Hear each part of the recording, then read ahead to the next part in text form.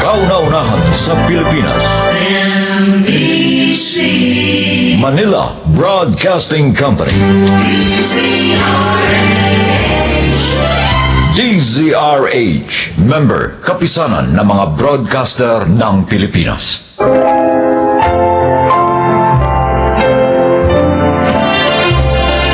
Mga kaibigan, sa araw na ito, inyong maririnig ang kwento ng isang dalaga na sinikil ang sariling damdamin para sa kapakanan ng iba. Siya ay si Connie. Sales representative ako ng isang sikat na brand ng women's casual attire na nakapwesto sa isang kilalang mall dito sa Manila. Sa nasabing product company ko na rin nakapalagay ang loob ang magkasintahang Carlo at Lerma na parehong salesperson at matagal na rin sa kumpanyang pinaglilikuran. Nang magdesisyon silang pakasal, isa ako sa naging saksi sa mahalagang araw na yon, na hindi ko inakalang magpapabago sa takbo ng aking buhay. Talagang hindi na kayo nagpaawat ni Carlo sa pagmamadaling makasal, ano? Paano nga? Mabubura na yung edad ko sa kalendaryo. At siya naman talagang burado na nga. Katwiran pa nga niya. Lampas-lampas na nga raw kami sa marrying age. Kaya kailangan na raw namin maghabol sa pag-aanak. Sabagay, totoo naman talaga yung sinabi ni Carlo. Ang tanong, ikaw friend, hanggang ngayon ba wala pang makisig na bachelor na nag-aangkin ng puso mo? Ay, anong magagawa ko? Wala pang mga signs na merong right guy nga na nakadadana para sa akin. Alam mo, dapat mo kasing gawin? Maging big believer ka. Ha? Mas isipin mo yung kapangyarihan ng destiny. Ano? Tulad ba ng lalaking yon? Nakausap ni Carlo? At kanina ko pa nakikita ang lagkit-lagkit ng mga sulyap sa akin, oh. Ay, halos subaran na ako sa mga tingin niya. Ay, naku, si Ricky yun! Actually, electrical engineer siya sa mola. Pinapupwesto nga ng mga product natin. At sa same subdivision na tinitirhan namin din siya nakatira. Talaga? O ano malay mo? Baka nga siya yung good enough guy na para sa'yo.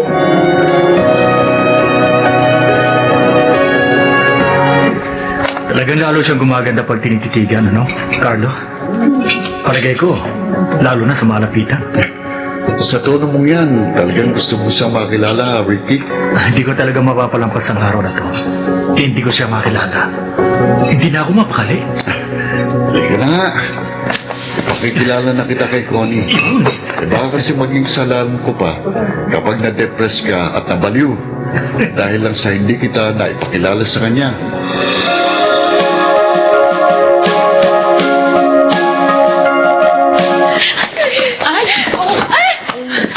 Sorry, pasensya na miss. Hindi kita nakitang paparating. Hindi kasi ako nakatingin sa daraanan ko. Sorry talaga. Okay. Sa'yo nga ako nag-aalala. Baka ako nasaktan ka, lalo na buntis ka pa. Okay lang ako. Sige, mauna na ako sa'yo. Sandali lang. Napansin ko kasi umiiyak ka eh. May maitutulong ba ako sa'yo?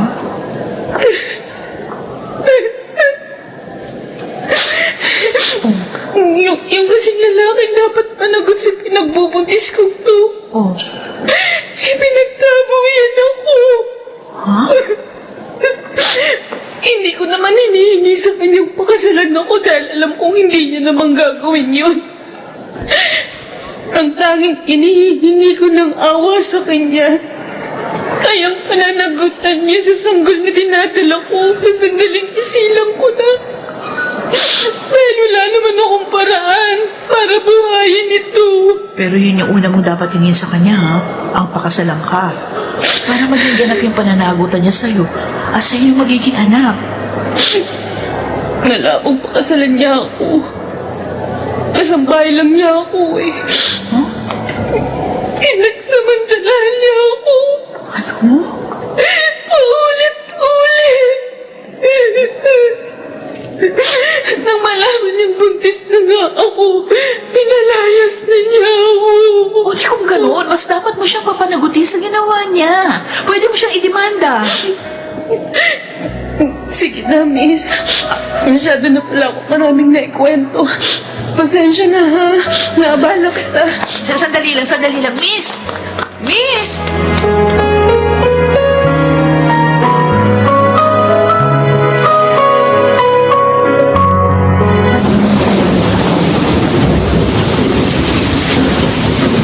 Tony, sakay na. Talagang inabangan ko ang oras ng pag-uwi mo. Huwag ka na tumangi dahil masyadong malala ang problema sa traffic. Oh. Mahirapan ka mag-commute. Lalo na't pabugso-bugso pa ang ulan.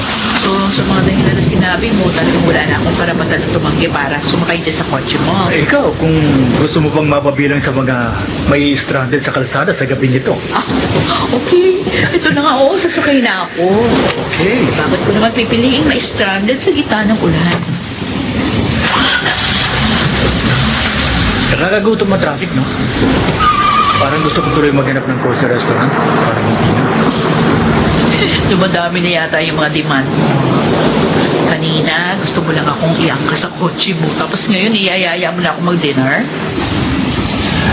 Well, iyon ang pinakamagandang naisip kong dahilan para mawala ang stress natin sa matinding traffic na to.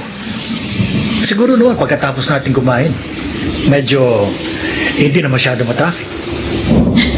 Again, wala naman akong choice, di ba?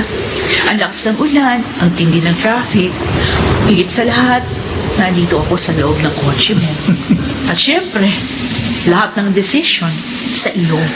Alam mo, natutuwa ako sa'yo. Ang bilis mong mag-isip.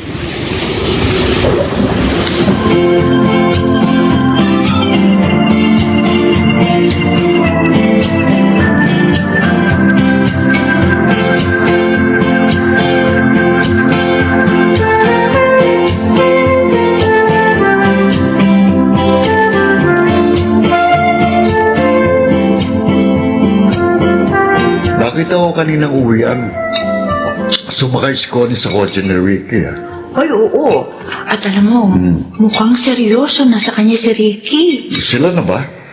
Sabi ni Connie, pagkaraan na marami na nilang acquaintance dates. May chance. Lalo pa nga, palagi raw nagbibiro si Ricky na gusto na siyang pakasalan. Pero ang biro, may halong katotohanan.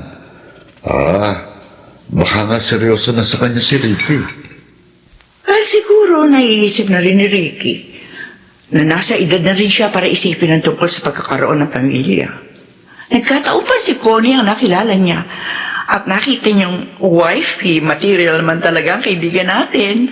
Kaya malamang hindi na niya ito pakakawalan.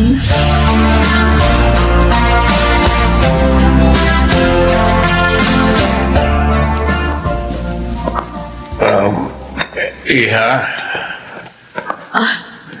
Manong, ako po ba tinatawag niyo? Ang totoo, si Ricky talaga ang sinusundan ko. Gusto ko nga sana siyang kausapin kanina bago siya umalis nang ihatid ka.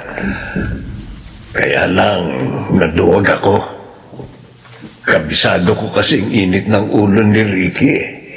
Lalo na kung ang pag-uusapan, ang kalagayan ni Jessa. Jessa? Sino pong Jessa? Anak ko si Jessa. Ang kasambahay niya na nabuntis niya pagkaraan niyang pagsamantalahan ng paulit-ulit. Yung kwento nung nasa lubong kong babae na buntis, yung papalabas ng mall? Parehong-pareho po nung kwento ng anak nung si Jessa. Oo. Palagi niyang inaabangan ang paglabas ni Ricky sa mall na yun. Electrical engineer si Ricky sa mall na yun. Ano pong pwede ko maitulong sa kalagayan ng anak niyo? Nag-aalala na ako sa mga ikinikilos ni Jessa. Bakit po? May mga oras na nawawala na siya sa kanya sarili. Kaya nagpakita na ako sa iyo. Baka sakaling ikaw ang makapagpalambot sa matigas na kalooban ni Ricky. Sa patuloy niyang pagtanggi sa sitwasyon ng aking anak. Nakikiusap ako sa iyo. Awang-awa na ako sa anak ko.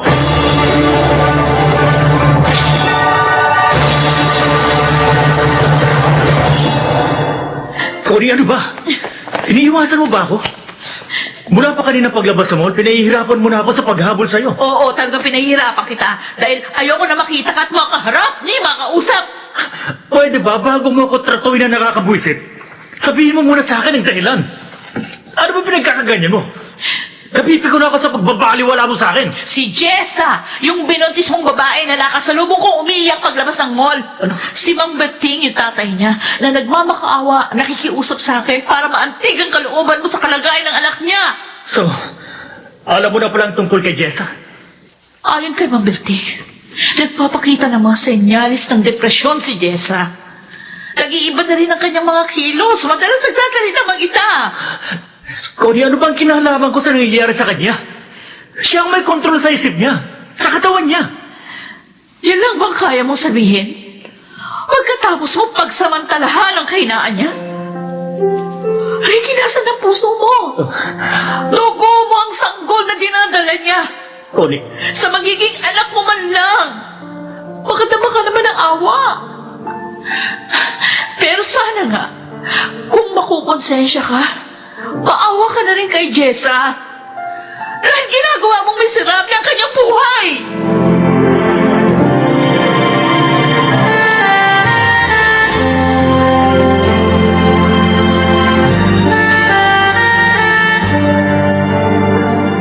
Itong muli ko lang nalaman na nag-file ka pala ng leave.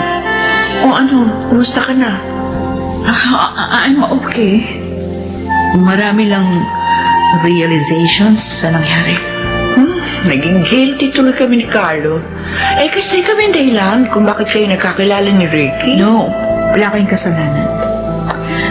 Sa akin naman, mas inaalala ko yung situation ni Jessa kaysa sa anumang namamagitan sa amin ni Ricky. Mabuti na nga lang. Hindi pa ganun kaseryoso yung relasyon namin. Naisip ko, sa klase ng karakter ni Ricky, pwede rin mangyari sa akin yung nangyari kay Jessa. Honey, pagdarasal ko na sana, malampasan mo agad ang lahat ng lungkot na dinaranas mo ngayon. May mga pangyayari sa buhay na dapat nang kalimutan, lalo na kung hindi karapat-dapat na manatili sa alaala, Lerma. Oo, parang hindi ganun kadali yung proseso ng paglimot. Pero ito na yung pinakamabisang paraan para muling may pagpatuloy ang buhay.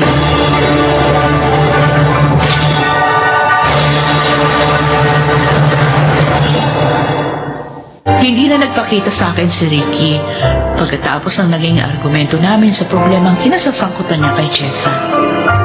Hindi ko na rin hinangad na makita pa siyang muli. Malinaw na rin sa akin na ang hindi niya pagpapakita, patunay lang na hindi siya seryoso sa anumang maaaring mamagitan sa amin. Marami siyang kahinaan na hindi niya kayang paglabanan. Ang pinakamahirap pang unawain, marami siyang pagkakamaling hindi itinuwid. Pero ang pinakamagandang nangyari sa akin sa hindi na namin pagkakaroon ng ugnayan ni Ricky, muli kong nadama ang kalayaan at katuturan ng buhay. Ako si Connie. Ito ang aking buhay. Sinasadya man natin o hindi, ang intensyong limutin natin ang hindi magagandang kaganapan sa ating mga alaala, ang muling magbubukas ng mga bagong oportunidad ng pag-asa. Mga nagsiganap, Susan Robles, Jeneline de la Cruz, Maynard Landicho, Phil Cruz, Lionel Benjamin, at Rosana Villegas sa papel na Connie. Naglapat ng angkop na tunog Jerry Mutiang, sa musika Buboy Salonga, supervisyong teknikal Eric Lucero at Bong Muyar. Creative Consultant Phil Cruz. Production Assistant Anching Cruz. Ito'y mula sa panulat ni Sel Barlam. Sa direksyon June Martin Legaspi at Maynard Lanticho Jr. Ito ang aking buhay.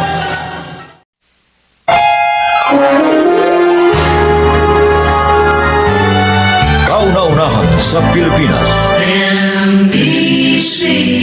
Manila Broadcasting Company. DZRH, member, kapisanan ng mga broadcaster ng Pilipinas.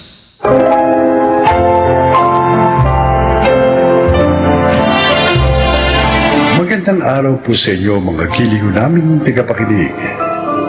Narito ang kasaysayan ng isang dalagang napuno ng galit ang puso. Siya ay si Heidi.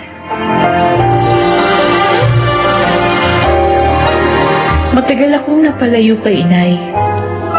8 taon pa lamang ako noon nang iwan niya ako sa kanyang kaibigan na si Tita Delia. Yun ay dahil pumanaw si Itay. Sa simula, magandang trato sa akin ni Tita. Pero nang lumaon, nagbago siya. Huwag naman po, Tita Delia. Ayoko na ganong trabaho. Ganon, ikaw ka pa pala eh. Aray ko, Tita. Hindi lang sampalang matitikman mo sa akin pag hindi mo ako sinunod. Natatakot po ako magtrabaho sa warehouse. Baka pumabastos ako doon. Tanga! Yung hawak at halik, nakukuha sa paligo yun. At doon, maaari ka makapag-asawa ng mayaman. At mababawi ko ang mga ginastos ko sa pagpapalamon sa'yo. Alalahanin mo, ha? Dito ka tumira sa bahay ko ng mahabang panahon. Matagal na rin hindi nagpapadala ng perang panggastos mo ang nanay mo. Pinabayaan ka na niya. Kaya dapat lang na ngayong malaki ka na. Mabawi ko naman ang kwarta ko. Ipasok niya na lang po akong katulong. Huwag lang po doon. Baka niya nalawa. Matigas ka talaga. Ayaw mo? Ayaw mo? Kundita ka? Ano, ha? Susundin mo ako? O sasabunutan kita hanggang makalbo ka?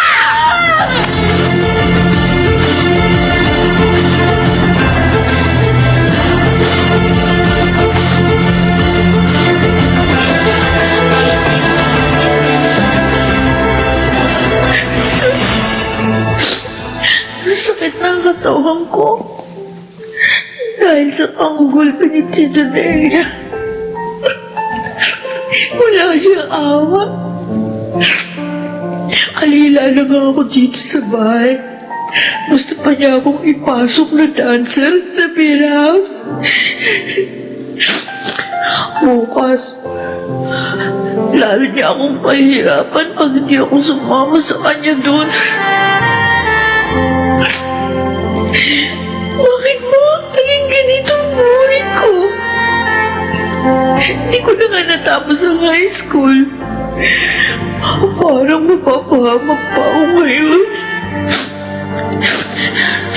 Kasalanan nito ni inay dahil pinabayaan niya ako. Sarili lang niyang iniisip. Baka sarili niya.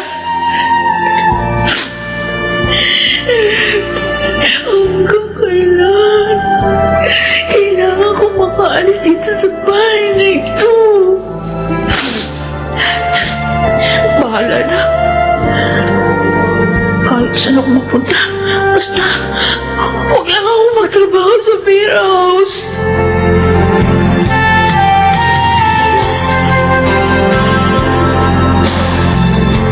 Alam mo, Iha, hindi kami nangangailangan ng katulong ngayon. Sir, para niyo na pong awa. Kahit po pansamantala lang. Bago lang po kasi ako dito sa Maynila. Wala po talaga akong matutuluyan. Oh. Nagsasabi ka ba ng totoo? Opo, sir. Hindi po ako nagsisinungaling. Bakit ka napadpad dito sa Maynila? Mapanganib dito. Lalo na sa isang teenager na katulad mo.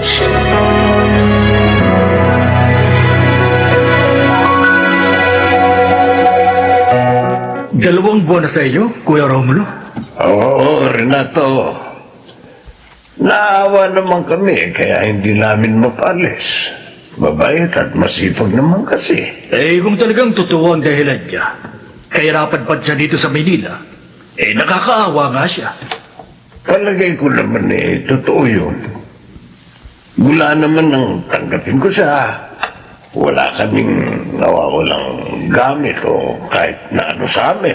Kuya, ano kaya sa tingin mo kung kunin na lang namin siya? Di ba may dalawa ka ng katulong? Si Mildred na lang, dahil nag-asawa na si Lopa. Sabihin mo na sa kanya, Kuya, para bukas, kukunin ko na siya. Para naman hindi na mahirapan si Mildred sa mga trabaho dito.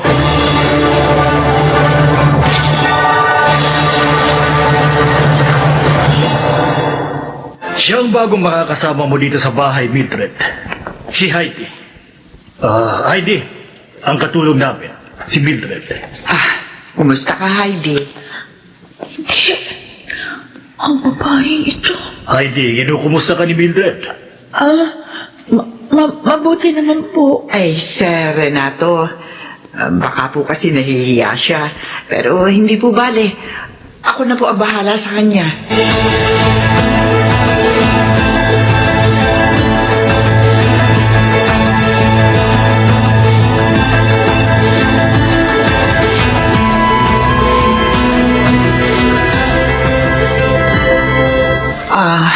Heidi, pwede ba tayong mag-usap? Pwede naman ho. Ano ba yun? Mula kasi nang dumating ka rito, tahimik ka lang eh. Di naman kasi ako dalahira. Baka lang kasi maaari tayo magkwentuhan dahil magkasama tayo sa trabaho. Ayokong i-chismis yung buhay ko. Hindi naman ako chismosa. Pero kung wala ka sa mood makipag-usap, sige lang. Itatanong ko lang sana kung ano-ano kayang gawaing bahay ang alam mo. Lahat ho alam ko. Kahit naman kasi pinabayaan ako ng nanay ko. Natuto pa rin ako sa pamamagitan ng ibang tao.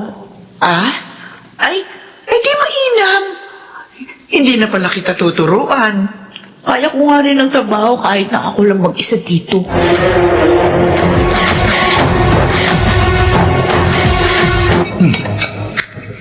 Masarap talagang magluto yan si Heidi. Parang mas mahusay pa siya magluto kaysa kay Mildred. You're right, Dad. Kaya lang tingin ko, hindi siya mabait. Bakit mo naman nasabi yan, Walter?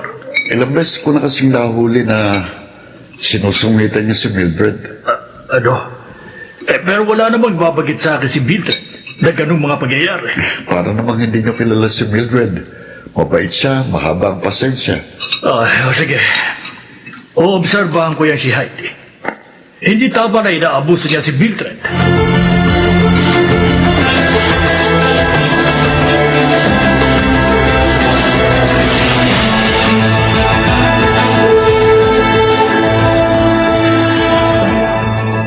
Heidi, masama ba pakiramdam mo? Kasi namumutla ka eh. Huwag mo akong pakialaman. Huwag ka sana magalit, ha? Nagmamalasakit lang naman ako sa'yo. Bakit? Kailan ka ba natutong magmalasakit sa akin? Ha? Kailan pa? Teka, hindi kita maintindihan. Galit ka ba sa akin? Ilang galit? Galit na galit. Heidi, bakit naman? Talaga bang kahit pangalan ko, kinalimutan mo na rin? Teka, ano ba talaga ibig mong sabihin? Pati pangalan ng anak mo, kinalimutan mo rin? Anong klase kang ina? Heidi, hindi ko nakakalimutan ang pangalan ng anak ko. Oo, kapangalan mo nga siya. Teka, huwag mong sabihin na Ako nga! Akong batang pinabayaan mo. Sama-sama mong kaibigan na si Tita Delia. Anak! Heidi! Ay, naku, Makan. Ganito ko sa'yo. Sarili mo lang iniisip mo. Hindi totoo yan. Hindi totoo yan. Pinabayaan mo akong palamunin at alilahin ng masama mong kaibigan. Dahil doon, kaya pinagmalapitan niya ako. Kaya kahit high school, hindi ko natapos. Gusto pa niya ako ipasok sa biras. Oh, Diyos ko. Hindi ko alam na ginawa niya yun sa'yo, anak. Halos lahat ng kita ko, pinadadala ko sa kanya para mapag-aral ka lang. Sinungaling ka! Nagsasabi ako ng totoo, anak. Alam yun ang Diyos. Hindi kita kailanman pinabayaan.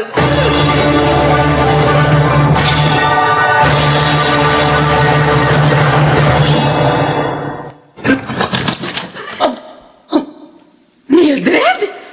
Ay, ikaw nga. Ay, ba't naman may sinabing uuwi ka dito sa probinsya? Nasaan ang anak ko, Delia? Ha? Sabi ko na ako makita siya. Kwan.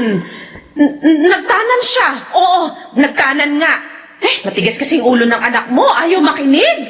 Sumama ba naman sa lalaking may asawa? Ayun, di ko na tuloy alam kung nasa na siya ngayon. Sinungaling ko! Ba't mo ako sinampal? Totoong sinabi ko, malandi ang anak mo. Tumigil ka! Aray ko! Hoy, sumusobra ka na, ha? Ito bang igaganti mo sa akin pagkatapos? Alam ko na lahat, maldita ka! Ang lahat ng pagmamalupit mo sa aking anak at ang hindi mo pagpapaaral sa kanya! Anong...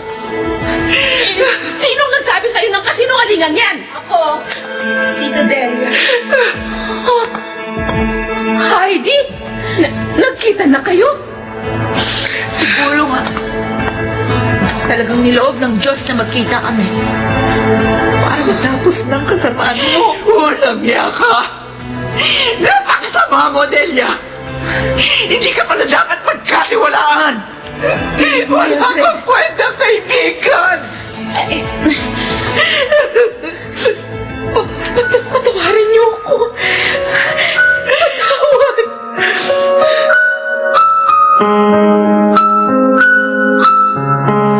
Ngayon naman siguro, naniniwala ka rin sa akin, anak.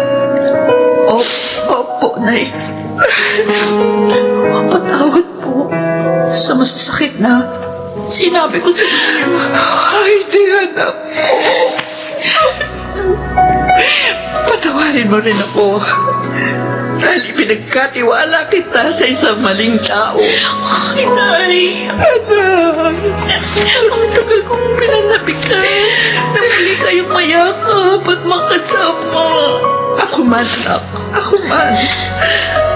Mula ngayon, hindi na tayo maghihiwalay. Anak ko. Hindi na.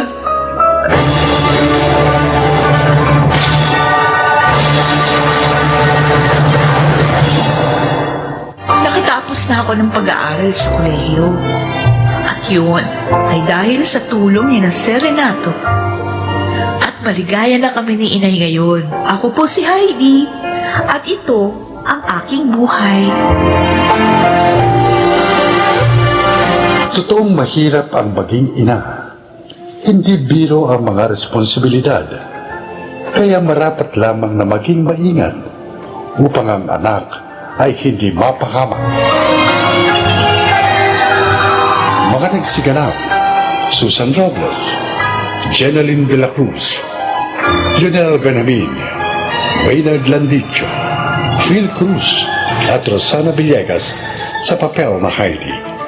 Naglapat ng angkop na tunog Jerry Mutiang. Sa musika, Buboy Salonga. Supervisyong teknikal, Eric Lucero at Bong Buyar. Creative Consultant, Phil Cruz. Production Assistant, Anching Cruz. Ito'y mula sa panulat ni Telma Corporal Alcantara. Sa direksyon, June Martin Ligaspi at Maynard Landicho Jr. Ito ang aking buhay.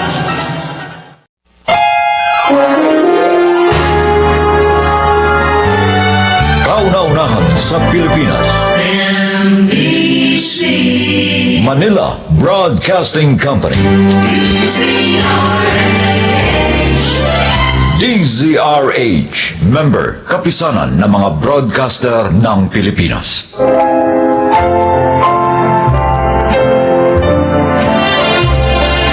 Magandang araw po mga kaibigan.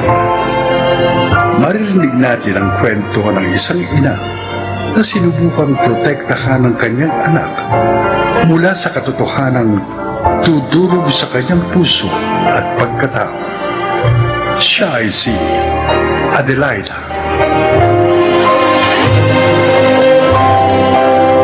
Pamilyang binuo ng ina at amang mapagmahal at responsable. Ito ang uri ng pamilyang pinangarap ko para sa akin nag-iisang anak. Ito rin ang uri ng pamilyang kinamulatan niya. Ngunit, totoo nga ang kasabihan. Walang lihim na hindi nabubunyag.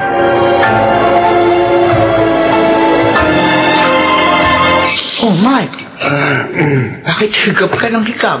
Nagpuyat ka na naman kagabi, no? Tumawag kasi si Papa eh. Oh, Nagkwentuhan kami tapos hindi ako nakatulog kaya kinuha ko na lang yung research paper namin. Eh, ngayong umaga ako inaantok. ay sus! Aantukin ka niya sa klase. Okay lang, Ma. Sa hulihan na lang ako upo para hindi ako mahalata ng teacher namin na natutulog. Aray ko, Ma. Bakit ka nangungurot? Sige, subukan mo matulog sa klase. Joke lang. Ano naman ba kasi ang pinag-usapan niyo ng papa mo? At mukhang na-excite ka na naman. Hindi ka nakatulog. Wala naman, Ma. Sabi ko lang sa kanya, bili niya ako ng bagong laptop pag uwi niya rito. Few months from now. Humingi ka na naman sa kanya? Ikaw talaga? May laptop ka ba naman bibili ko lang niya last year. Naglalambing lang naman talaga ako kagabi kay Papa kaya pumayag naman siya. So, wala na akong magagawa. Kakaya na sa papa mo. Bakit naman ako mahiya sa kanya? Papa ko siya, Ma. Kaysa naman humingi ako sa ibang tao, di ba? Mas mainam lang sa sarili kong ama ko humingi.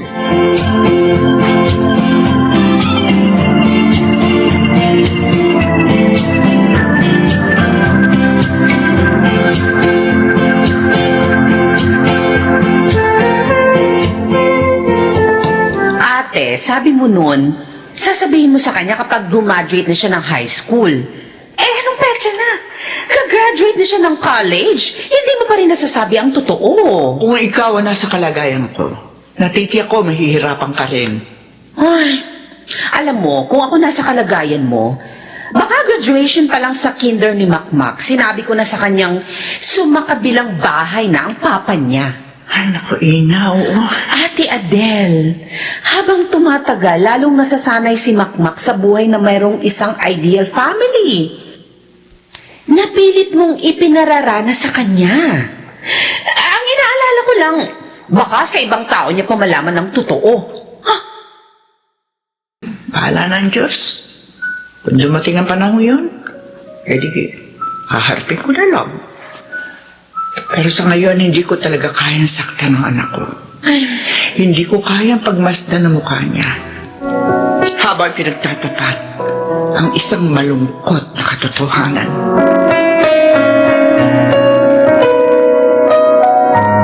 Ayun, Ma. Ayun na si Papa. Natatanong ko na siya. Oo, nakikita ko. Excited na ako. Pa! Mak, malayo pa siya. Lalapitin siya dito. Huwag ka na sumigaw. Namimiss ko si Papa eh. Ikaw talaga? Pa! Ay, naku. Sige na nga. Salubungin mo na. Tulungan mo na siya sa mga bitbit niya. Oo. Pa! Pa! Naku, lalo kaya atang tumangkas. Mas matangkad na ako sa'yo. Akin itong mga gamit mo. Itong bag ko na lang. Ako na itong iba. Mabigat tong bag na to. Pa! Andito na si Papa. Oo. Kasi naman, hindi ko nakikita. Mula nung bata ka hanggang ngayon, hindi ka nagbabago. Pakiramdam ko tuloy, artista ako sa umuwi ako eh. Hindi na nga yun nakatulog eh. Alas 10 pa lang na umaga. Gusto nang pumunta rito sa airport. Ay, Andun yung kotse, nakaparada. Ay, tara. Pa, dala mo ba yung laptop ko? Nako. Ay, lagot. Nakalimutan ko. Ano?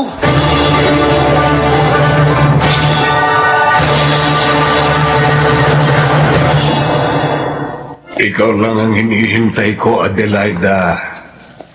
Kung gusto mo nang sabihin sa kanyang totoo, tutulungan kitang magpaliwanag. Kuya, natatakot ako. Ay, Wala ka namang pamilya. Hindi ba pwede magpanggap ka na lamang na tatay niya habang buhay? sa totoo lang, sa ganitong edad, naiisip ko, paano kung bigla akong magkasakit o kaya atakihin? Paano kung bigla akong mamatay? Tatanggapin kaya ako sa langit ngayong halos 2 dekada akong nagsinungaling sa isang inosenteng bata? Kuya, Nakukonsensya na rin ako sa ginagawa natin kay Makmak. Oo, masasaktan siya. Pero, kahit anong gawin natin pagpapanggap, hindi na natin mababago ang katotohanan, Adelaida.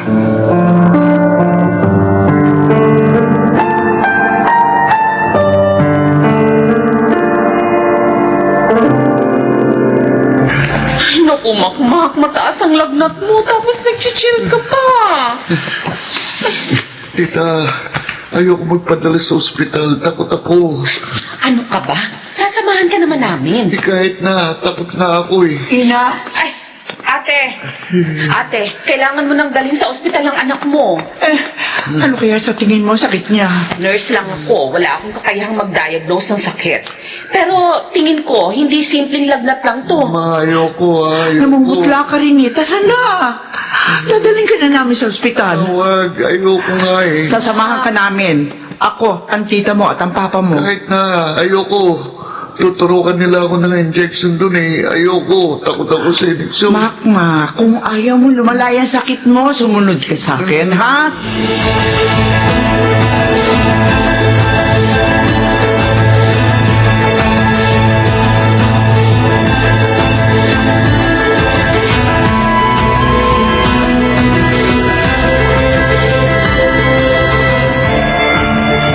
Wala isa man sa atin na may type ng dugong kailangang isalin sa kanya, Adelaida. Ito na yata ang panahong hinihintay nating lahat. Dumating na. Ate, ang plano mo? Kailangan na ni Makmak na masalinan ng dugo. Ina, samahan mo ko. Ha? Saan tayo pupunta? Pupuntahan natin ang ama ng anak ko.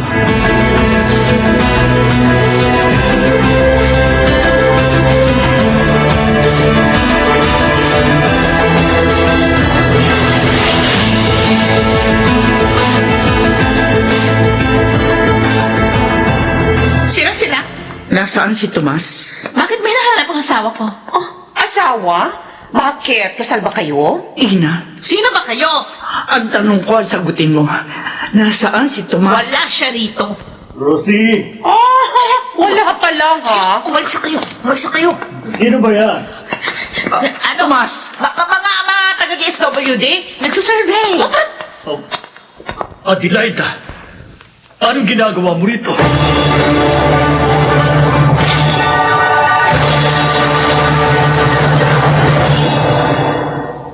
Oh, nahiga ka rito. Dandahan. Okay na ako, tita. Thank you. Mag-iingat ka sa susunod ha. Kung ayaw mo na uling makonfine sa ospital ng ilang linggo. Hindi ko naman gustong magkasakit ah. Oo na. O siya, marami. Si Papa. Ha? Nasa labas. Oo, nasa labas. Si Mama. Tatawagin ko. Bakit? Ano bang kailangan mo? Wala naman. Gusto ko lang silang makakita. Makmak, Bakit, tita? tandaan mo, love na love ka ni tita, ha? Alam ko yan, tita. May sakit ka man o wala, masaya o malungkot, nandito lang ako. Tawagin mo lang ako kapag kailangan mo ako, ha? Okay, thank you, tita.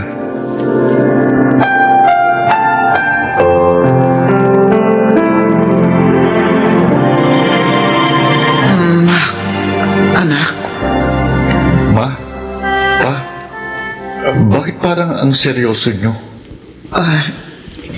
Hinintay talaga namin makarecover ka muna sa sakit mo. Bago namin ito sabihin sa iyo. Anak, alam mo naman kung gaano kita kamahal, di ba? Oo naman pa. Mahal na mahal ka namin ng mama mo. Kaya ayaw na namin patuloy kang paglihiman.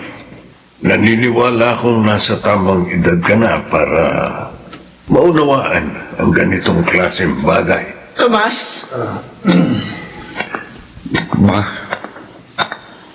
anak, sa kanya galing yung isinaling dugo sa iyo nung nasa ospital ka. Siya ang tunay mong ama, Mac. Ang papang kinagisnan mo ay nakatatanda naming kapatid ng tita Ina mo. Patawarin mo sana kami kung itinago namin to sa'yo ng napakahabang panahon. ikaw palang totoo kong tatay. Medyo mas bata ka palang tingnan sa personal. Anong ibig mong sabihin, Ma? Alam ko na po ang lahat. Matagal na. Anong? High school pa lang ako, alam ko na. Hinihintay ko lang talagang sabihin niyo sa akin ng totoo. At hinihintay ko rin makita siya ng personal. Anak, Huwag mo kong tawaging anak. Oo, nabuo ako dahil siya, pero hanggang doon lang ang pagiging ama mo sa akin. Si Papa Bert pa rin ang itinuturing kong ama. patawarin mo ako, anak. Matagal ko na po kayong pinatawad. Hindi ko naman naramdaman ang kawalan niyo sa buhay ko, kaya wala kayong dapat ipag-alala. Maganda naman ang buhay namin ni Mama kahit wala ka. Higit sa lahat, masaya kami. Sana ikaw din at ang pinili mong pamilya.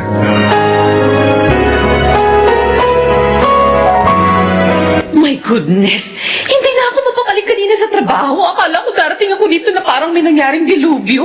Pero, ate, totoo bang sinabi ni Kuya Bert? Alam mo, kahit ako, hindi rin ako makapaniwala. Ay, para ako nabunutan ng tinik sa lalamunan kanina. Isa lang ang ibig sabihin nito. Lapalaki natin na maayos si Makmak.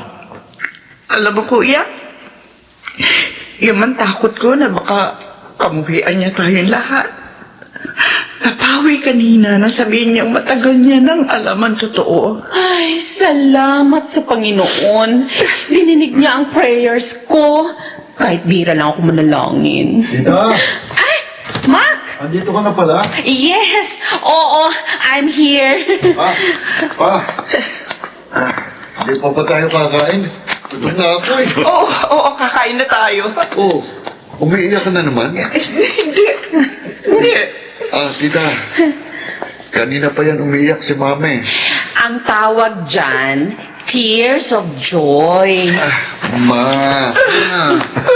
Umiiyak? Oo. Ayan, yakap mo kasi. Lalo tuloy na iyak. Mabaho ka yata eh. Bagong ligo ako Eh, nako. Tara na nga kayo't nagugutom na rin ako. Kumain na tayo. Tara na, Ma. Kumain na tayo. Oo na. I love you, Ma. I love you forever and ever.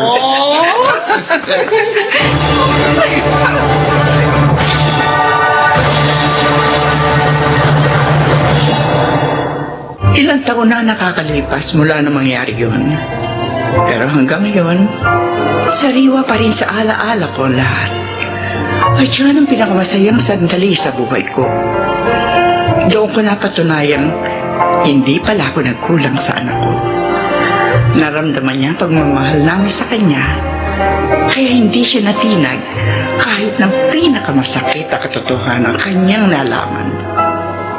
Ako po si Adelaida, at ito ang aking buhay. Madalas, ang mga alalahanin natin ay lumalaki at nagiging higante habang ito ay patuloy nating tinatakasan. Ngunit kapag hinarap natin ito ng buong tapang, malalaman nating nasa isip lang pala natin ang lahat. mga nagsiganap: Phil Cruz, Lionel Benamin, Jenaline de la Cruz, Maynard Landicho, Rosana Villegas, at Susan Robles sa papel na Adelaida. Naglapat na angkop na tunog Jerry Mutia, sa musika Buboy Salonga, supervisyong teknikal Eric Lucero at Bong Mayar, creative consultant Phil Cruz, production assistant Anching Cruz. Ito'y mula sa panulat ni Rita Labano, sa direksyon June Martin Ligaspi at Maynard Landicho Jr. Ito ang aking buhay.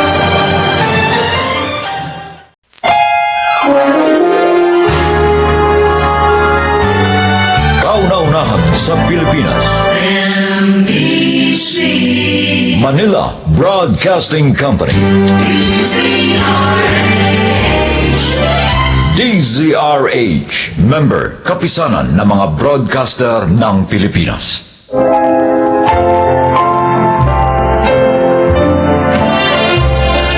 Magandang araw po mga giliw naming tagapakinig. Narito ang kasaysayan ng isang babaeng labis na minahal ang kanyang asawa. Siya ay si Lourdes. 7 taon ang tanda sa akin ni Wilson. Ganun pa man, teenager pa lang ako. Minahal ko na siya ng sobra. At yun, ang hindi ko na itago kay Daddy. Congratulations, Wilson!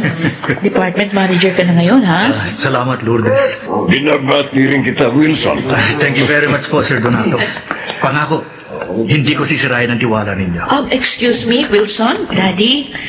Sikasuhin ko muna yung mga dumating na empleyado, ha? Sige, anak. Nahihiya po ako sa inyo, sir. Binigyan niyo pa ako ng special dinner. Well, treat ko yan sa'yo, iho. Dahil sa pagiging masipag at tapat mong empleyado ko for 12 years. May ba ako? Bakit nga ba hanggang ngayon na hindi ka pa nag-aasawa? Kaya mo namang bumuhay na ng pamilya. Wala pa naman akong girlfriend, sir. Isa pa, marami pa akong pangarap sa buhay. Tulad ng ano? Gusto kong magkaroon ng sariling negosyo para mabuhay ko ng maginawa ang pamilya ko. Yung babaeng pakakasalan ko. Hanga ako sa pananaw mo. Kaya lang, kulang pa yung ipon ko para sa negosyong gusto ko. Magkano naman ang kulang? Mga 300,000 pa. Maliit lang pala. Pero hindi madali mangutang, sir. Mahihiramin kita. Hindi po kayo nagbibiro? Hindi binibiro ang ganitong bagay, Wilson. Maraming salamat po, sir. Pangako, oras na kumita kagad ang bubuksan kong business, babayaran ko kagad kayo. Kaya lang, lahat ng pera ko, inilalaan ko kay Lourdes. Ang gusto ko kasi, mapabuti siya kahit wala na ako. Ang totoo nga, gusto ko mag-asawa na siya. Pero wala pa ho siyang nobyo. Pero, may mahal na siya. Matagal na. At ikaw yun, Wilson. Sir Donato? Mahusay pumili ang anak ko. Dahil bagay kayo. Responsible at masipag ka. At ang aking anak naman, isang responsableng babae. Magiging mabuting asawa siya sa'yo.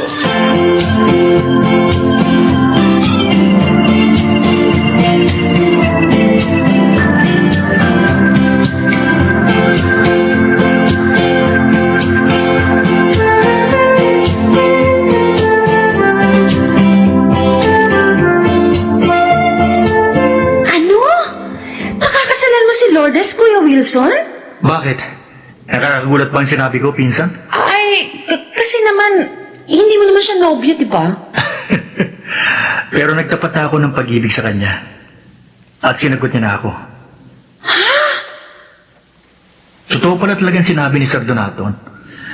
Doon pa, mahal na ako ni Lourdes. Teka lang ha. Kaya mo ba siya pakakasalan dahil Dahil sa utang mo sa daddy niya? Parang gano'n na nga. Naiiya kasi ako kay sir. Kuya, mahirap yung gagawin mo. Baka hindi rin magtagal ang pagsasama niyo ni Lourdes. Matututunan ko naman siguro siyang mahalin. Pareho naman kaming walang katipan eh.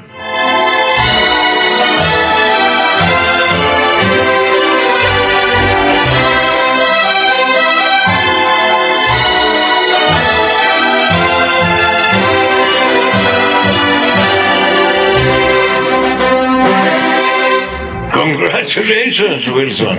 Lourdes. Thank you po, Daddy Donato. Thank you, Daddy. O ngayon, pwede na ako mamatay. Panatag na ako. Dad, huwag mo naman sabihin yan. Dahil may mag-aalaga na sa'yo, anak. Hindi ka na mag-iisa. Oh, Dad, ayoko marinig yung salita ng ganun. Siya nga naman ho. Makakasama pa namin kayo ng matagal. Kung sa bagay, dapat nga pala, bago ako mamatay, Oh, makita ko muna ang aking magiging apo sa inyo.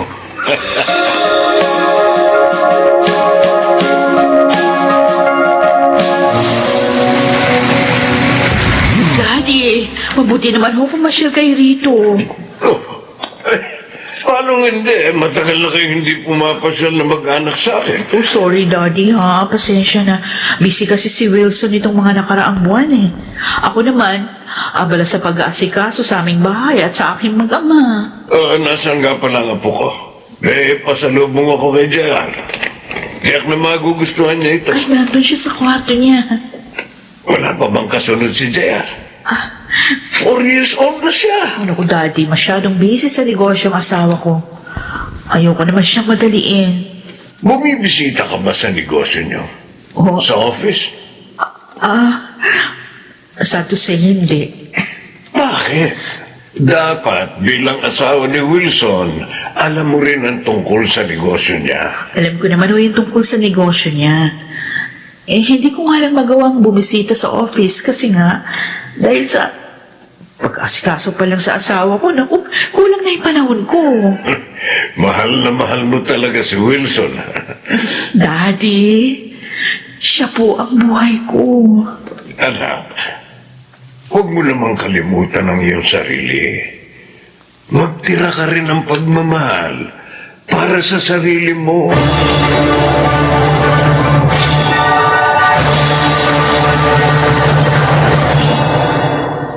Babe, nagustuhan mo ba yung dinner na inihanda ko?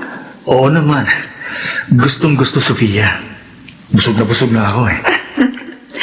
At mamaya, bibigyan naman kita ng isang masarap na tulog.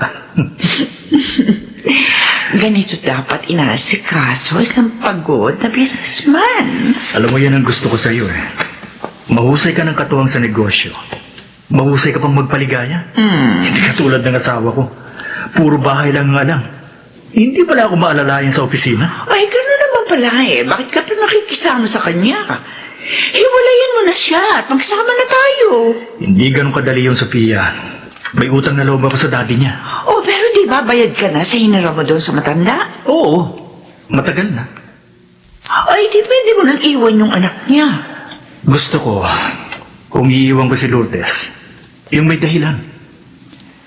Ayoko masira ako sa mga tao. Lalo na sa mga koneksyon ni Daddy Donato. Teka. Alam ko na.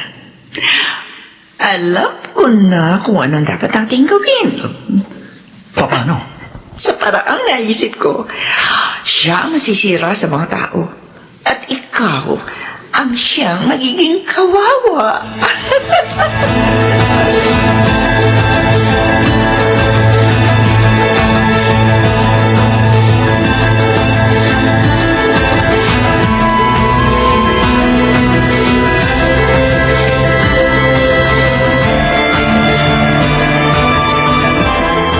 Tauhan ka pala ng asawa ko? Opo, Ma'am Lourdes. Bakit ka na pa rito? Anong sadya mo? Ay, ipinakukuha po sa akin ni Sir yung isang cellphone niya na naiwan dito sa table, sa kwarto niyo. Oo, naiwan pala niya yun. Ay, hindi ko napansin. Ayan, hindi ko tuloy nahabol sa kanya. Sandali lang ha, kukunin ko sa loob ng kwarto. Ay, naku. Tiyak na namumroblema si Wilson ngayon. Ang cellphone pa naman na yun ang lagi niyang ginagamit sa kanyang mga transaksyon. Huwag mo na ilabas yan, Lourdes. Ha? Bakit ka pumasok dito sa kwarto? Lumabas ka. Huwag kang mag-alala. Ano ba? Lalabas din ako. Pero pagkatapos ng gagawin, Ay! Huwag! Ano ba? Bitiwan mo ko? Ano ba? Maawa ka! huwag ka na magpumigla. Sandali lang naman ito. Huwag! Ha? Huwag!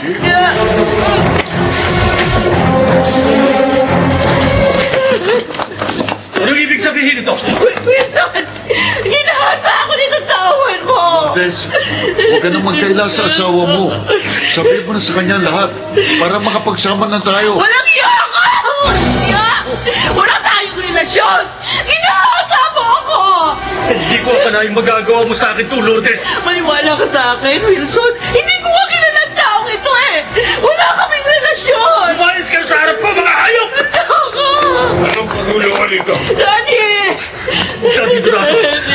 Anong ibig sabihin nito, anak? Bakit wala kayong damit ng lalaking ito? Ano? Pinagtaksilan ako ng anak ninyo. Nauli ko sila ng lalaking ito.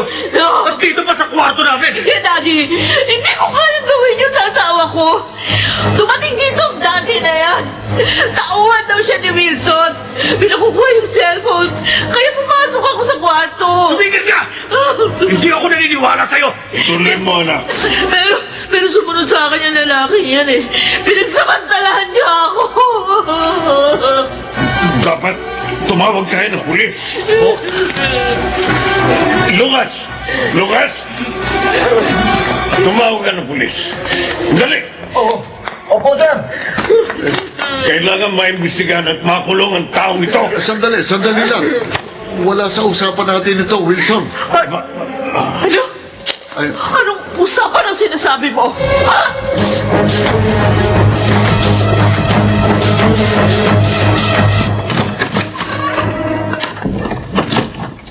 Ikaw, si Sofia, di ba? Ako nga. Sino ka? Walang niyo ako. Ay, walang iya kang magpasluma ka. Sino ka ba sa palin ako? Alam mo ba, pwede kitang kasuhan? Ako ang magredemanda sa'yo. Ah! Dahil ako ang babaeng pinaghahasaan niyo ni Wilson sa pinsan mong si Dante!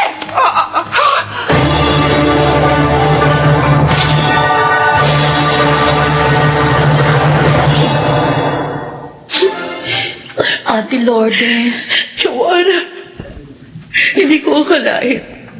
Magagawa sa akin ito ng pinsan mo. Minahal ko siya ng lubos. Napakasama niya. Napakasama niya. Nahihiya rin ako sa ginawa ni Pinsan, ate. I'm sorry.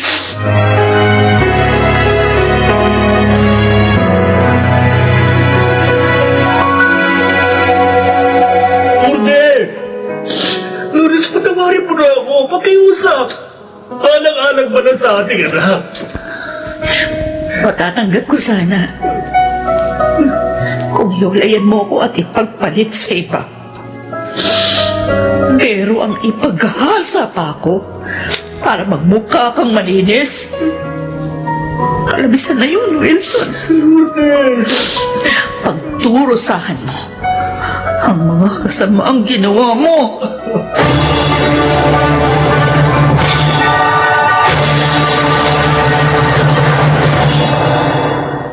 Hanggang ngayon, nakabilanggo pa rin si Wilson at Dante. Ako naman, maligayang nabubuhay at itinataguyod ang aming anak. Malungkot man ang naging wakas namin ng aking asawa. Minamahal ko ang alaalang iniwan niya sa akin.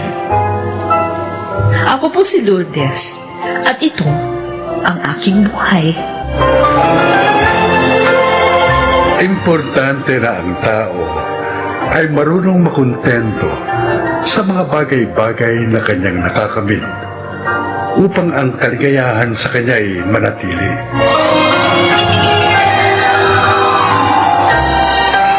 Mga nagsiganap, Lionel Banamin, Maynard Landicho, Jeneline de la Cruz, Susan Robles, Phil Cruz, at Rosana Villegas sa papel na Lourdes. Naglapat ng angkop na tunog Jerry Mutia. Sa musika, Buboy Salonga. Supervisyong teknikal, Eric Lucero at Bong Muyer. Creative consultant Phil Cruz. Production assistant Anching Cruz. Ito'y mula sa panulat ni Elma Corporal Alcantara. Sa direksyon, June Martin Legaspi at Maynard Landicho Jr. Ito ang aking buhay.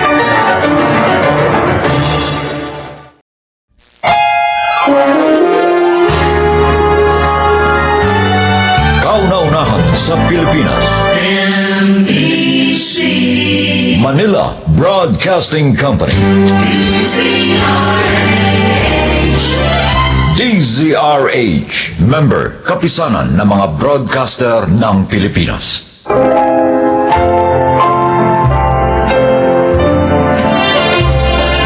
Mga kaibigan, maririnig ninyo ang kwento na kapupulutan nyo ng aral sa buhay. Narito ang kasaysayan ni Lenlen. Isa lang naman ang gusto ko sa buhay, ang mahanap ko ang aking true love. Kaya nang makilala ko si Jeric, agad niyang nakuha ang puso't tiwala ko. Siguro dahil sa malambing na personality at kanyang mga mabulaklak na pangako sa akin. Pinili ko siya sa pag-aakalang siya na ang aking true love. Ngunit may pagkakataon talagang nagkakamali tayo ng ginagawang desisyon sa buhay. Oh, mahal, bakit hindi ka pa kumakain? Feeling ko may problema ka. Ayaw mo lang sabihin sa akin. Natatandaan mo ba yung gabing sinuko ko sa iyo ang virginity ko? Oh, bakit? Jeric, hindi pa rin ako dinadagnan ng monthly period hanggang ngayon eh. Ganun ba? Oo. Pero natatandaan ko ang sabi mo sa akin, hormonal imbalance ka at normal lang sa'yo na minsan madelay. Hindi Jeric. Iba eh. Iba ang feeling ko. Palaging masama ang pakiramdam ko tapos minsan naduduwal din ako. Ayoko din kumain ng usual na kinakain ko. Tapos, para ba akong naglilihi? Ha? Buntis yata ako eh. Since hindi naman tayo protected nung gabing nagsiping tayo. Nag-pregnancy test ka na ba? Hindi pa. Subukan mo munang mag-test. Pero sana hindi ka mag-positive. Paano kung positive? Anong gagawin natin? Ikaw, anong plano mo sa akin? Pananagutan mo ba ako?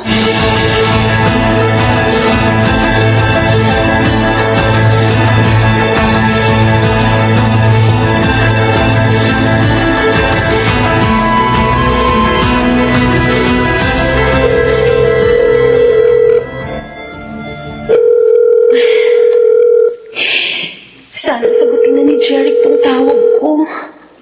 Sana mali yung inala ko pinagtataguan niya ako. My God, Jeric. Sobrang mo akong pinag-alala. Kanina pa ako text ng text sa'yo tapos nakailang tawag na rin ako. Nag-message pa nga ako sa'yo sa Facebook eh. Hindi ka naman nagre-reply. Bakit ba? Pasensya ka na. Busy lang kasi ako eh. Kahit na ba busy ka, hindi pa rin katwiran na hindi ka magpaparamdam sa akin. Ano? Nabasa mo ba yung mga messages ko? Nabuntis ka? Oo, nabasa ko. So ano na? Anong gagawin natin? Anong plano mo? Pananagutan mo ba ako? Hindi ko alam, Helen. Ang totoo niyan, hindi pa ako handa sa ganyang responsibility. Ano? I'm sorry. Oh, hello? Hello, Jeric? Hello? Pinabaan niya ako ng phone. Ito na yung kinatatakutan ko.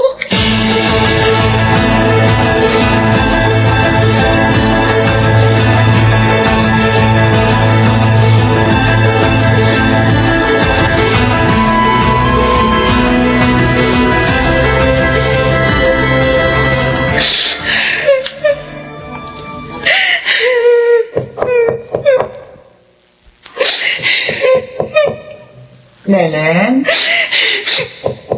Anak? Pwede ba kita makausap? Importante lang. Ma, pasok po kayo. Hindi po nakalaki ang pinto.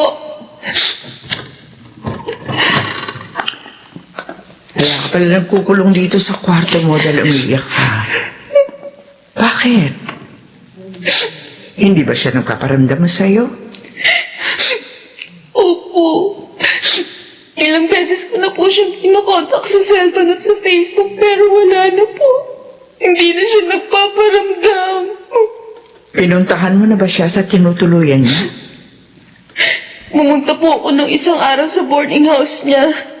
Pero sabi ng landlady niya, umalis na daw dun si Jerry. Hindi na rin po siya pumapasok sa school. Be, ano kaya nangyari sa batang yun? Teka, anak, baka naman ayaw na niya sa'yo. Baka gusto na niya makipag-break sa'yo. Lelan, anak, kung hindi na siya nagpaparamdam sa'yo, isa lang ang ibig sabihin nun, gusto niya ng space. Ngayon, kung makikipag-break siya, wala ka magagawa kundi tanggapin yun. Makakahanap ka pa ng higit pa kay Jeric. Pero ma, hindi niya ako pwedeng iwalayan. Bakit? Nagbabala ka bang magabol sa kanya? Len, wag na. Kakawawain mo lang ang sarili mo. Ma, Kasi ano? May problema po ako. Anak? Buntis ako. Si Jeric, nabuntis niya po ako, ma.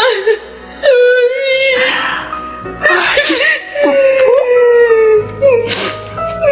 Ilang buwan ka na buntis? Parang magdadalawang buwan na po. Lele naman, anak. Bakit ka naman nagpabuntis sa kanya? Hindi ko naman po alam na mangyayari to, sir. Yun na nga, bakit mo ibinigay sa kanya virginity mo nang hindi pa kayo kasal? O ano, alam na ba niya na buntis ka?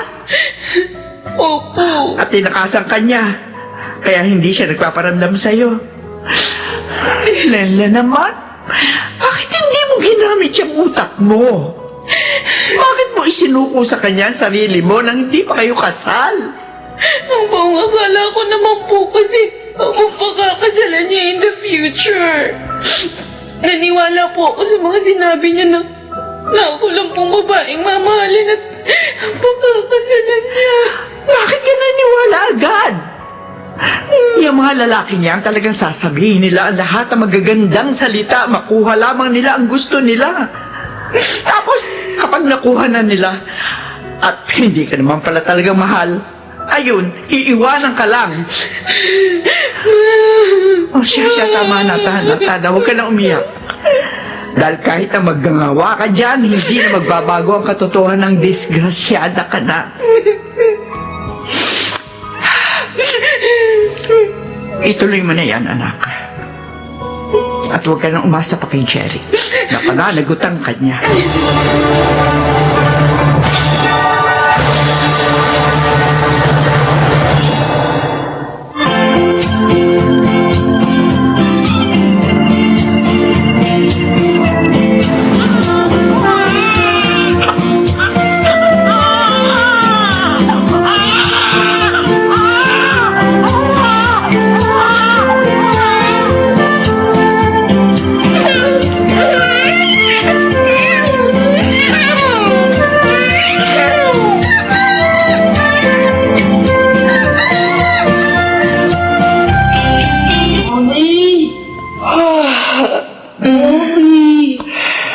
Di ka pa natutulog. May pasok ka pa bukas sa school, remember?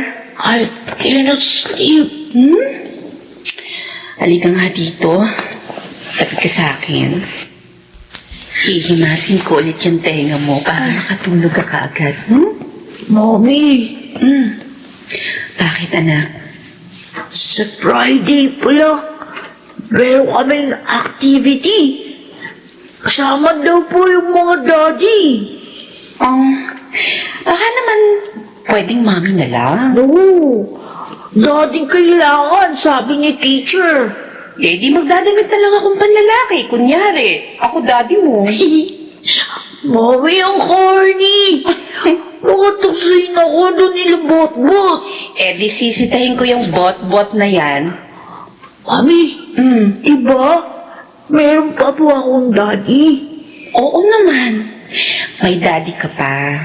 Kaso, matagal na siyang wala. Hindi na po siya babalik.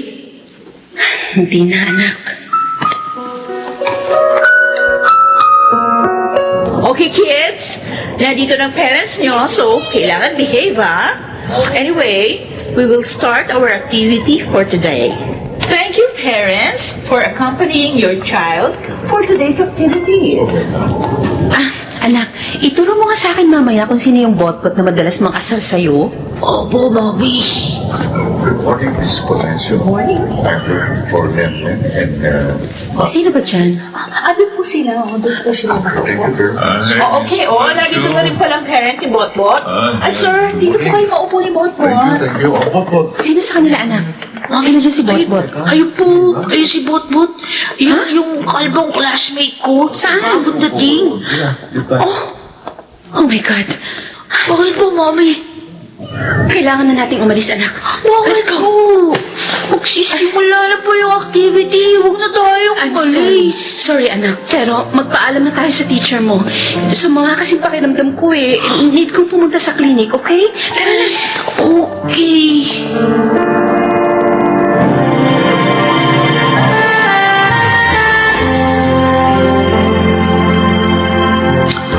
Mommy, bakit po tayo nagmamadaling umalis ng school kanina? Ayaw niyo po ba sa papa ni Bot-Bot? Hi. Can I join you? Mami, ang papa ni Bot-Bot. Sige. Umupo ka na lang dyan. Bakit naman nagmamadali kayong umalis ng mag-ina kanina sa school? Hindi tuloy kayo nakasali sa activity. I'm sure alam mo ng dahilan. Lenlen, huwag niyo naman sana akong iwasan. Sandali, Jeric. Parang pinalalabas mo na ikaw pa ang kawawa at ako pa ang mali? Baka nakakalimutan mo. Almost 6 years ago, iniwan mo kami ng walang pasabi. I'm sorry. Malaking kasalanan ko sa inyo mag-ina. Pero pinagsisihan ko na yun. Lenlen, kaya ako bumalik ng Pilipinas para itama ang mga mali ko. Bakit ngayon lang? Bakit pinaabot mo pa ng halos 6 na taon? At saka, kung totoo yung sinabi mo sa akin, na mahal mo ako dati, hindi mo ako iiwan. Pero anong ginawa mo? Walang kaabog-abog, walang pasabi, bigla ka na lang hindi nagparamdam. Hindi mo lang alam kung gaano kasakit yun para sa akin. Alam ko yun. Kaya nga hindi ako pinatahimik ng konsensya ko. Akala mo ba sa loob ng almost 6 years, hindi ko nakuhang maging masaya? Kasi palaging ikaw ang iniisip ko. Tama na. Huwag mo na akong bulahin, Jerry. Mommy, are you fighting? No, sweetie. Sige na. Bilisin mo kumain, baby, para makaalis na tayo. Kailan mo ba sasabihin sa kanyang totoo, Lenlen? Sasabihin ko sa kanya ang totoo. Sa tamang panahon.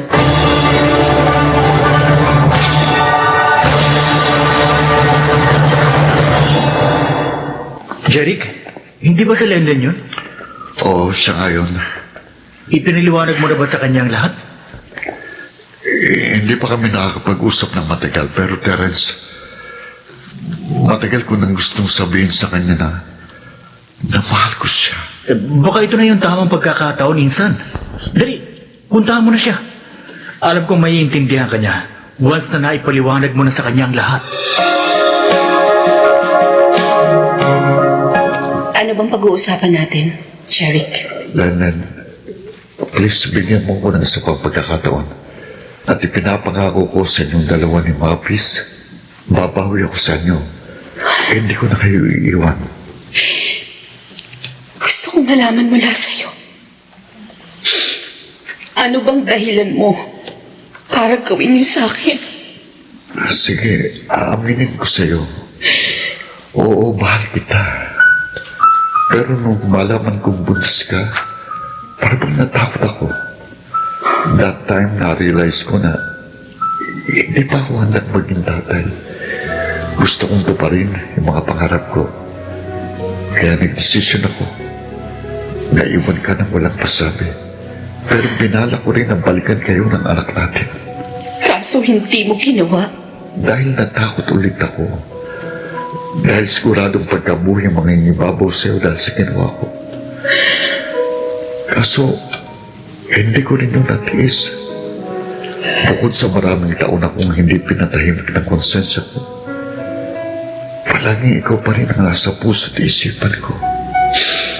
Kaya nga tulad na sinabi ko, almost 6 years, hindi lang ikaw ang nahirapan, ako rin.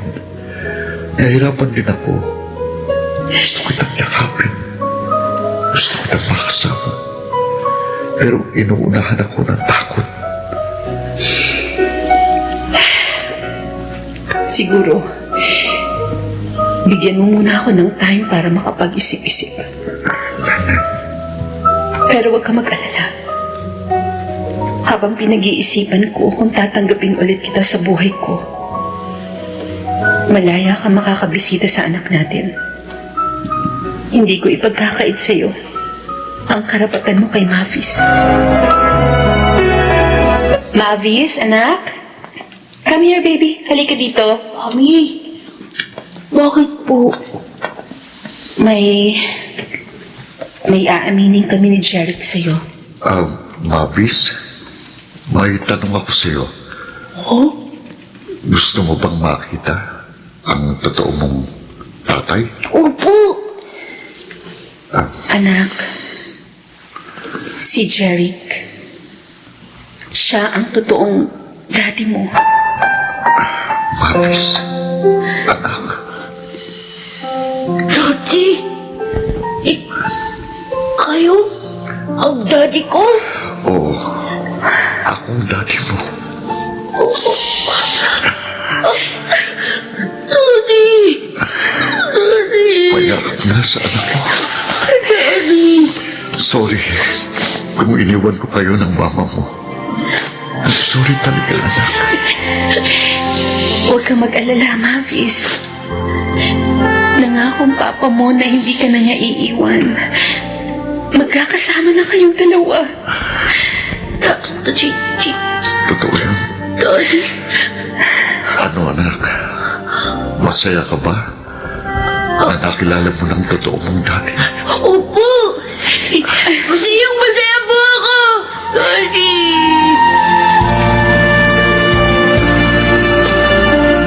Mabilis ako natanggap ni Mabis. Salamat sa Diyos. At saka salamat din sa iyo, Lenlen. Kasi pinalaki mo ng maayos ang anak natin. Masaya ako para sa anak natin. Alam mo ba, matagal na niyang gusto magkaroon ng ama. Naaawa nga ako sa kanya noon kasi palagi kanyang tinatanong sa akin. Naiinggit daw siya sa mga kaklase niyang may mga tatay. Ngayon, hindi na siya maiinggit. Kasi nandito na ako. Jeric, naliwanagan na ako sa mga nararamdaman ko para sa'yo. Kaya may desisyon na ako. Kung ganun, anong desisyon mo? Bago ko sabihin ang desisyon ko, gusto kong malaman mula sa'yo. Pakakasalan mo ba ako? Oo. Pangako ko yan sa'yo, di ba? tutuparin ko ang pangakong yun. Bukod sa kapag pinakasalan mo na ako, magagamit na ni Mavis ang apelyido mo. Kaya hindi na siya tutuksoin pa ng mga classmates niya. So, ikaw, anong desisyon mo? Yes. Oo, Jeric. Tinatanggap na ulit kita sa buhay ko.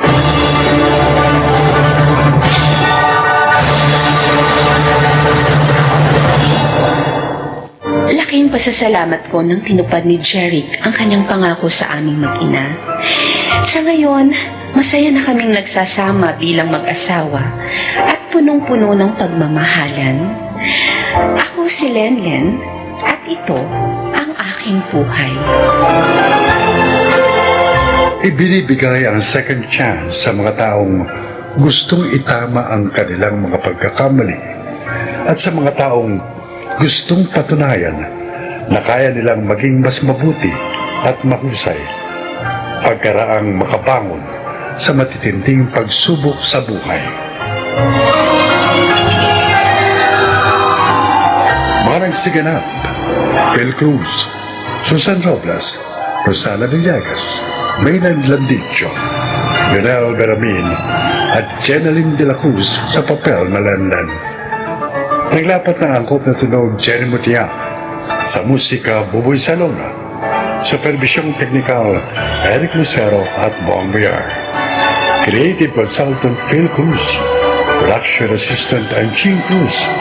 Ito'y mula sa panulat ni Krishna Sanga, kadireksyon Jude Martin Legaspi at Maynard Landicho Jr. Ito ang aking buhay.